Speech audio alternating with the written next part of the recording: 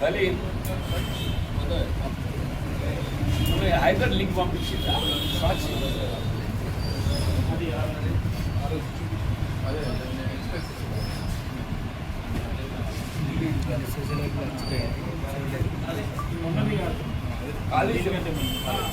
CBI వచ్చింది కాళేశ్వరంకి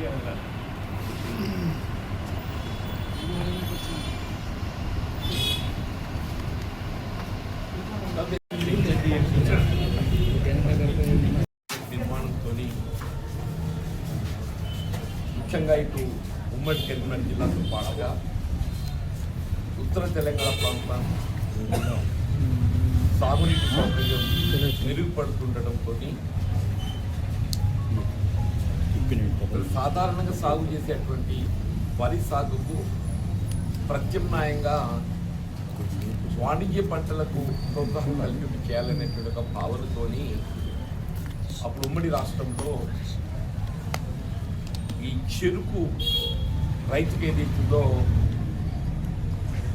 వాణిజ్యపరంగా ఏ విధంగా అయితే పసుపు మనం వాణిజ్యపరంగా రైతుకు ప్రోత్సాహం కలిగిస్తుందని చెప్పి భావిస్తామో చెరుకు కూడా ఏదైతుందో ప్రోత్సాహం కలిగిస్తుందనే భావనతోని నిజాం చక్కెర కర్మాగారానికి అనుబంధంగా ఇక్కడ మెట్పల్లి ప్రాంతం ముత్యంపేటలో చక్కెర కర్మాగారాన్ని ఏర్పాటు చేయడం జరిగింది.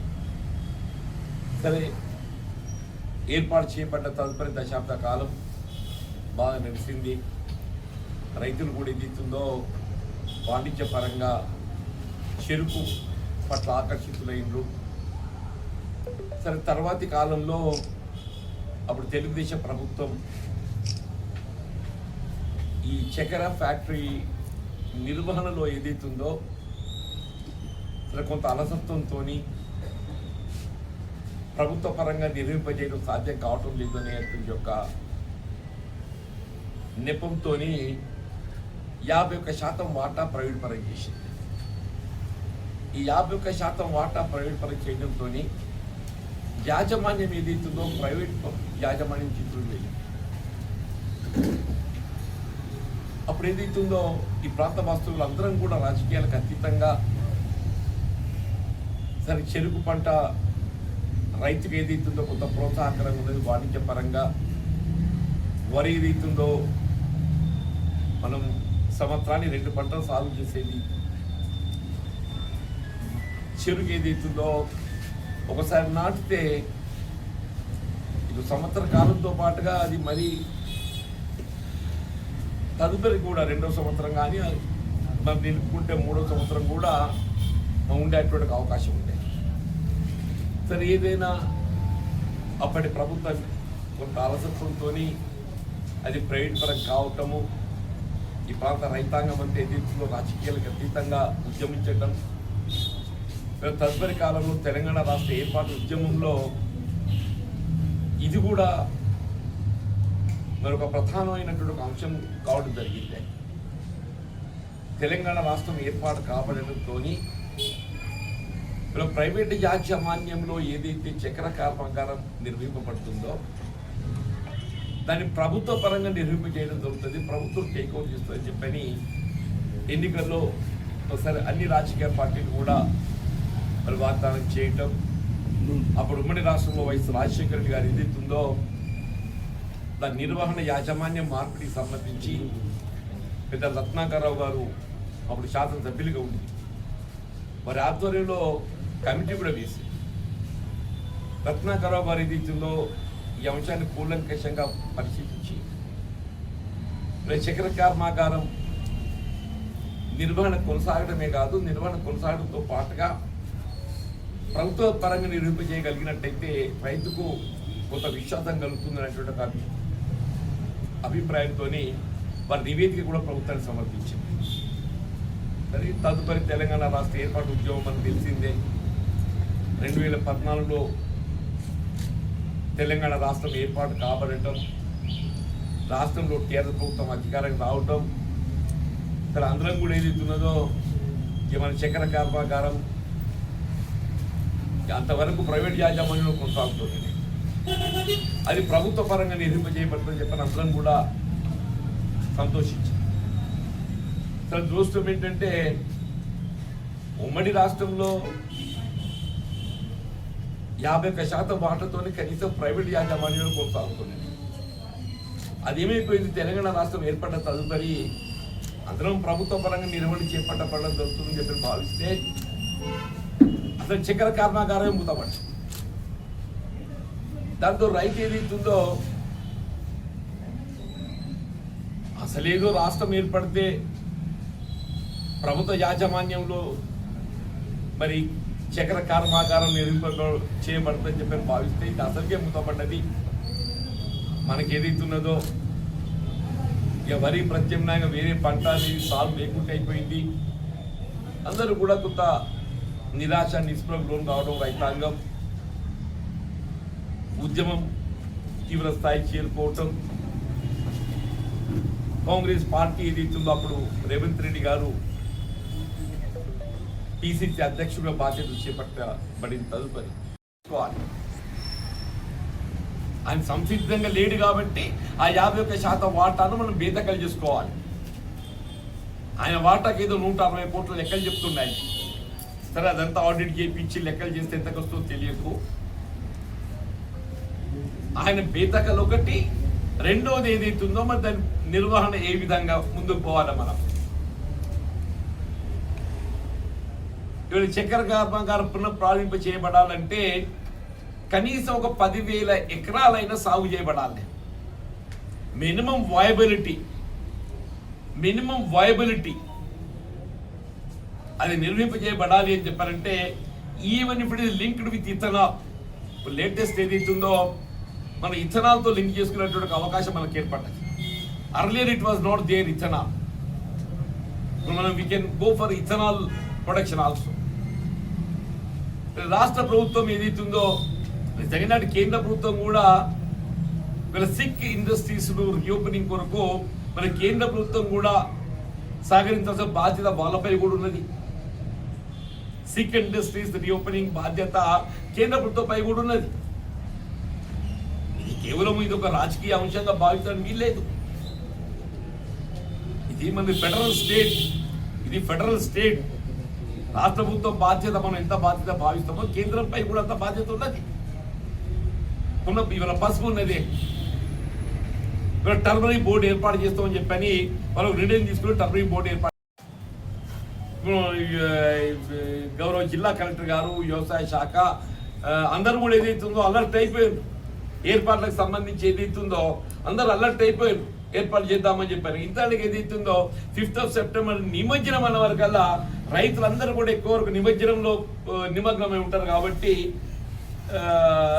కొంత వాయిదా వేసి, ఇది వాయిదా పడ్డ కారణం ఏంటంటే గణేష్ నిమజ్జనం.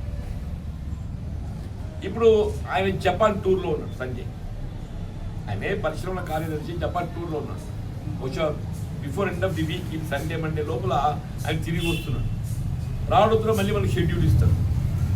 ఆయన రావడంతోనే మళ్ళీ మనం మెట్పల్లి విజిట్ షెడ్యూల్ ఇస్తాడు. ఈ యొక్క ఇన్నదర్ వీక్ 10 days లోపల ఆయన మెట్పల్లి ప్రాంతాన్ని ప్రత్యక్షంగా విజిట్ చేసి ఎక్కడికి వచ్చేది ఈ ప్రాంత రైతాంగం ఇటు వరి సాగుతో పాటుగా మీద మొక్కజొన్న ఏమైపోయిందనంటే అది కూడా మన వాణిజ్యపరంగా కొంత మనకు నీలుగున్నది. కానీ ఈ వానరుల బెడదతోని అది పెద్ద ఇబ్బందికరమైపోయింది. మొక్కజొన్న వానరుల బెడదతో ఏదైతుందో సాగులో కొంత దాదాపు కమింగ్ 30-40 క్వింటల్స్ వస్తుంది, మంచిగా ఉంది అది. కానీ వానరులు దాన్ని అన్లెస్ ఈ కోతుల బెడద అనేది ఏదైతే ఉందో దాన్ని మనము రాబోయే కాలానికి అది ఒక పెద్ద మనకు రైతుకు ఒక పరీక్షలాగా తయారైపోయేటటువంటిది. ప్రభుత్వం ఏదైతుందో ఈ కోతులకు సంబంధించి వానరులకు సంబంధించి ఏ విధంగా నివారించడము. నేను శాస్త్ర మండలి సభ్యుడిగా ఉన్నప్పుడు చాలా సందర్భాల్లో ఈ అంశాలు లేవనెత్తింది. ఇది ఒక దీర్ఘకాలిక సమస్య. ఒక మొక్కజొన్నకనే కాదు, మీకు ఏ ఆరుతడి పంట అయినా ఎవరు వరి కూడా ఏదైతుందో చీలుస్తాయి. పొట్టకొచ్చిన తర్వాత వరిని కూడా చీలుస్తాయి. హార్టికల్చర్ మామిడి కానీ కాయగూరలు కానీ ఏదైనా కానీ రైతుకు భవిష్యత్తులో పెద్ద ప్రతిబంధకమైపోయి ఉన్నది. హిమాచల్ ప్రదేశ్లోనైతే ఈ కోతుల నివారణకు ఒక మంత్రిత్వ శాఖ ఉన్నది. హిమాచల్ ప్రదేశ్లో ఈ వానరుల కోతుల నివారణ కొరకు ఏదైతుందో ఓ ప్రత్యేక మంత్రిత్వ శాఖ ఉన్నది. ఇప్పుడు కోతులను మనం ఏమైనా చంపుదామంటేనేమో ఆంజనేయ స్వామి, దేవుడు ఎక్కడ కోపానికి వస్తాడో, మనం ఏదైతుందో కొంత విశ్వాసాలతో కూడుకున్నటువంటి సమాజం మనది కొంత విశ్వాసాలతో కూడుకున్నటువంటి సమాజం కాబట్టి వాటిని ఏంటి మనము హింసించకుండా నివారించడం అంటే పునరుత్పత్తి ఆపాలి. ఒకటే మార్గం ఏంటంటే పునరుత్పత్తి నిలుపుదల చేసుకుంటే కనీసం ఓ 4 ఏళ్లకో 10 ఏళ్లకో కోతులు సంఖ్య ఉంటాయి తగ్గుతాయి తప్ప ఇక మళ్ళా పుట్టకుండా చేసుకోవాలి దాన్ని. వెనకటి కాలం లోపల ఏదైతుందో మన జనాభా అరికట్టడానికి కొరకు నిలుపుదలకు ఏ విధంగా ఈ పునరుత్పత్తిని ఆపడానికి పెద్ద ఉద్యమం చేసిన కేంద్ర ప్రభుత్వం కానీ రాష్ట్ర ప్రభుత్వం కానీ లోకల్ బాడీస్ అయితే 2 కంటే ఎక్కువ పోటీకి అవకాశం లేకుండా చేసి, ప్రభుత్వ ఉద్యోగస్తులకు 2 కంటే ఎక్కువ ఇన్సెంటివ్స్ లేవు. చాలా చాలా అంటే అంత ప్రోత్సాహకాలు ఇచ్చిండ్రు. సరే ఇప్పుడు పరిస్థితి మారింది. ఇప్పుడు చైనా అటువంటి దేశం లోపల ఏదైతుందో మాకు జనాభా కావాలి అనే కాడికి వచ్చింది. ఇప్పుడు మన దగ్గర కూడా పరిస్థితి కనబడుతుంది కొంత ఏదైతుందో. కాబట్టి ఇప్పుడు మాత్రం కోతులు అంటే మరీ పొట్టకొచ్చిన వరిని గీలుస్తున్నాయి. వరిని అయితే సరే చెరుకు ఏదైతుందో కొంత దానిపై కోతులతో మనకి ఇబ్బంది లేదు అనే ఒక భావంతో కూడా రైతున్నాడు. రైతాంగంతో కూడా రాజకీయాలకు అతీతంగా పునఃప్రారంభ చేయాలని చెప్పి కూడా భావిస్తున్నారు. సరే నిన్న మెట్పల్లి ఏదో రౌండ్ టేబుల్ కూడా ఏర్పాటు చేసుకున్నట్టు నేను గమనించాను. వెల్కమ్, సరే మంచి సంతోషం. అందరూ కూడా ఏదైతుందో రాజకీయాలకు అతీతంగా మీరు పునఃప్రారంభానికి కాంగ్రెస్ పార్టీ కట్టుబడి, చక్కెర కర్మాగారం పునఃప్రారంభానికి కాంగ్రెస్ పార్టీ కట్టుబడి ఉన్నది. ఏకైక వ్యవసాయ ఆధారిత పరిశ్రమ ముత్యంపేట షుగర్ ఫ్యాక్టరీ. అది ఏదైతే 80-81లో దాన్ని ప్రారంభించుకోవడం జరిగింది. గతంలో వెంకటేశ్వరరావు గారు మంత్రిగా ఉన్నప్పుడు అది సజావుగా సాగుతున్నటువంటి ఫ్యాక్టరీని పెద్దలు చెప్పినట్టు అంత చెప్పకుండా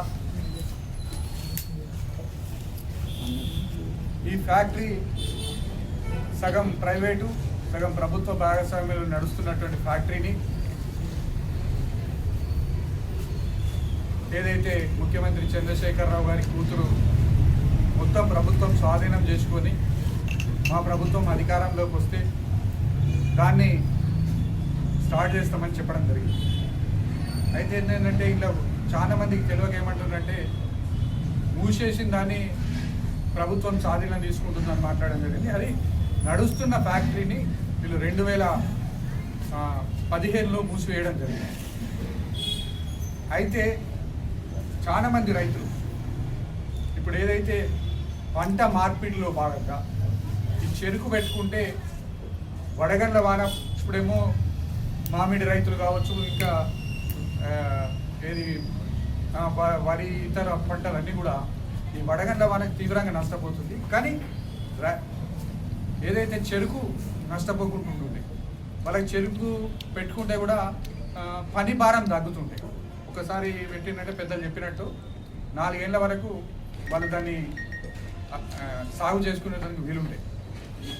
కానీ ఇవాళ ఒకసారి మీరు కూడా అందరు కూడా రండి, ఆ ఫ్యాక్టరీని చూస్తే అరే ఇంత పెద్ద ఫ్యాక్టరీ లోపల నిర్మాణం ఇస్తలేరు అంటే షుగర్ ఫ్యాక్టరీ ఓపెన్ అయితేనే శ్రీధర్ బాబు గారి చేతుల మీదనే ఈ నల్ల బ్యాడ్జీ తీసేస్తా అని చెప్పడం జరిగింది.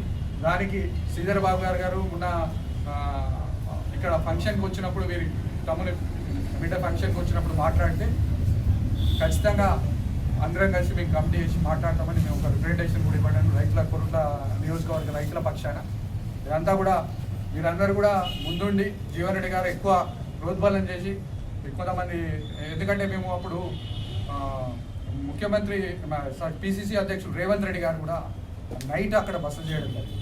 యాక్చువల్గా రూట్ మ్యాప్ ఎట్లుండే అంటే వెంకటాపూర్ కాడ నైట్ బస చేసేది ఉంటే మేము ఎందుకు చెప్పినామంటే ఇది sugar factory, Nizam sugar factory కాడ అక్కడనే బస చేయాలి, మీరు బస చేసి రైతులతో మాట్లాడి షుగర్ ఫ్యాక్టరీని ఓపెన్ చేయాలన్న ఉద్దేశంతో అక్కడ మేము రాత్రి బస చేయించి పాదయాత్ర చేయించడం జరిగింది. కాబట్టి ముఖ్యమంత్రి గారు సానుకూలంగా ఉన్నారు ఖచ్చితంగా. ఎందుకంటే నడిచే ఫ్యాక్టరీ అలా తెలంగాణ వచ్చినాక మనం తెచ్చుకున్న తెలంగాణలో ఇప్పుడు 100 కోట్లు 1000 కోట్లు నష్టపోయినాం ఈ ఫ్యాక్టరీతో. ఇప్పుడు ఆ రిపేర్ చేయాలంటే దాదాపు 200 కోట్లు 300 కోట్లు నేను నష్టపోతుంది. ఆ రోజు నేను మాజీ ఎంపీ కవిత గారిని నేను అడగడం జరిగింది, మేడం ఇది ఓపెన్ చేయాలంటే ఏది ఆ లీజరు డబ్బులు అడ్డగోలుగా అడుగుతుండని చెప్పడం. కాబట్టి అంతకంటే ఎక్కువ ఇప్పుడు నష్టపోయింది.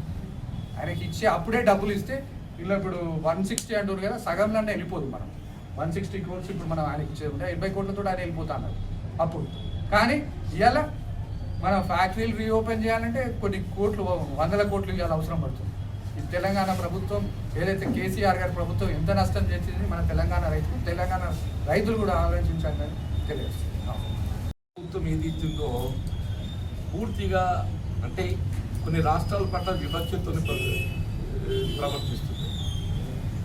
ఇలాంటి వల్ల యూరియా ఈ కొరత అనేది ఏదైతుందో ఏర్పడటానికి ఇలా కేంద్ర ప్రభుత్వం అక్కడ అధికారంలో ఉన్నట్టుగా భారతీయ జనతా పార్టీ నైతికంగా బాధ్యత వహించాలి. ఇప్పుడు మనం Ramagundam fertilizer corporation of India limited ఏదైతే ఎరువుల ఉత్పత్తి కర్మాగారం ఉన్నదో అది ఉత్పత్తి నిలిచిపోయి 6 మాసాలు దాటిపోయింది. ఇప్పుడు అందులో 90% మన Telangana allocation. 90% of Ramagundam fertiliser corporation of India limited ఉత్పత్తి మన తెలంగాణ అలొకేషన్. ఇప్పుడు మనకు కేటాయింపు చేయబడ్డటువంటి 8 లక్షల మెట్రిక్ టన్నులలో మనం కేవలం 6 లక్షల వరకు మాత్రమే రిసీవ్ చేసుకోవాలి. అంటే ఓవరాల్ స్టేట్ ఏదైతే ఉందో 2 లక్షల మెట్రిక్ టన్నులు షార్టేజ్ ఉంది. ఇప్పుడు మన జిల్లాని తీసుకుంటే, జగిత్యాల జిల్లా తీసుకుంటే మన ఆగస్టు చివరి నాటికి దాదాపు గత సంవత్సరం 30,000 మెట్రిక్ టన్నులు వచ్చిండేది. ఆగస్టు చివరి నాటికి ఏదైతే ఉందో జగిత్యాల జిల్లాకు 30,000 మెట్రిక్ టన్నులు వచ్చింది. ఈసారి అది ఈజ్ లిమిటెడ్ ఫర్ 26,000. మనం 3-4,000 మెట్రిక్ టన్ షార్టేజ్ పోతున్నాం. 30 గత సంవత్సరం వచ్చింది, 26 పరిమితమైందంటే 4,000 మెట్రిక్ టన్ షార్టేజ్ పోతుంది. ఒక విధంగా సాగు పెరిగి వస్తుంది దినదినం.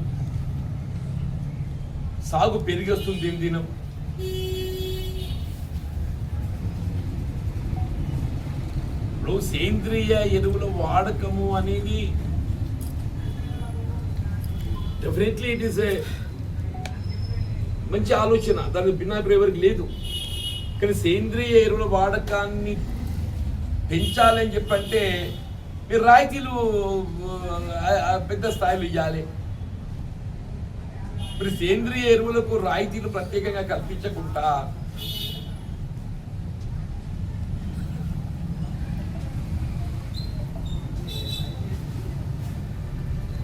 రసాయనిక ఎరువుల వాడకం తగ్గించాలని అంటే మొత్తం దీని మానిటరింగ్ అంతా కేంద్ర ప్రభుత్వ పరిధిలో ఉన్నాయి. బాబు అందరికి తెలిసింది కేంద్ర ప్రభుత్వ పరిధిలో అంశం. సరే, ఈవెన్ దెన్ రాష్ట్ర ప్రభుత్వం ఏదైతుందో ఎప్పటికప్పుడు ముఖ్యమంత్రి ఏ సందర్భంగా ఢిల్లీ పోయినా కానీ, వ్యవసాయ శాఖ మంత్రి కానీ, ఎవరు పోయినా కానీ ఏదైతుందో దీని ఒక ప్రాధాన్యత అంశంగా కేంద్రంతో ఎప్పటికప్పుడు చర్చలు చేసి కొంత మరి ఈ సమస్యకి వెళ్ళి బయట రాసే ప్రయత్నం చేస్తుంది. ఇప్పుడు this is now not only limited for Telangana, మన పొరుగు రాష్ట్రాల్లో కూడా గమనిస్తున్నాం మనం. ఇది మన పొరుగు రాష్ట్రాల్లో కూడా గమనిస్తున్నాం మనం. ఎక్కడ పోయినా అనేది సమస్య అనేది కేంద్ర ప్రభుత్వం యొక్క వైఫల్యాన్ని నిదర్శనంగా భావించాలి. ఒక విధంగా కేంద్ర ప్రభుత్వ వైఫల్యాన్ని నిదర్శనంగా భావించాలి.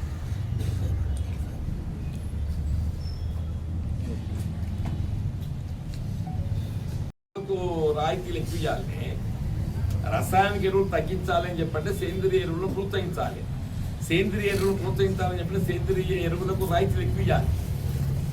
సేంద్రియ ఎరువులకు రాయితీలు కల్పించకుండా రసాయనిక ఎరువులు వాడాలంటే ఎక్కడికి చెప్తున్నారు. Farmer is prepared. రైతుకు నాణ్యమైనటువంటి ఒక దిగుబడి రావాలి, పండించాలి ప్రతి రైతు ఆశిస్తున్నాడు. దానికి కావాల్సినటువంటి ఒక పరిస్థితులు ప్రభుత్వం కల్పించాలి. అంతేనా?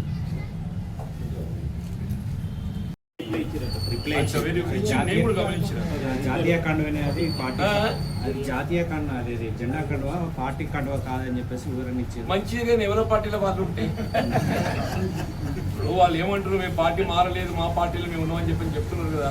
మీరు చెప్పే పత్రికలు ఎవరికి సంతోషం, మీ వెల్కమ్.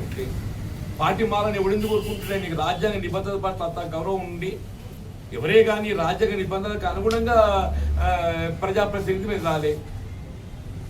ఏ ప్రజాప్రతినిధి కానీ చట్టసభకి ఎంపికైనటువంటి వాళ్ళు ఏదైతున్నదో రాజ్యాంగ నిబంధనలకు అనుగుణంగా వాళ్ళు మెదలాలి. మా మిత్రులు ఏదైతున్నదో మేము రాజ్యాంగ నిబంధనలకు అనుగుణంగానే మెదులుతున్నాం, మేము పార్టీ మారలేదు, మేము ఉన్న పార్టీల్లో ఉన్నాం, మమ్మల్ని ప్రజలు ఎన్నుకున్న పార్టీల్లో ఉన్నాం అని చెప్పంటే సంతోషం. ఆయన వి వెల్కమ్ ఇట్. ఎవరి పార్టీలో వాళ్ళు నీకు ఇంకేం కావాలి, నువ్వు అదంటారు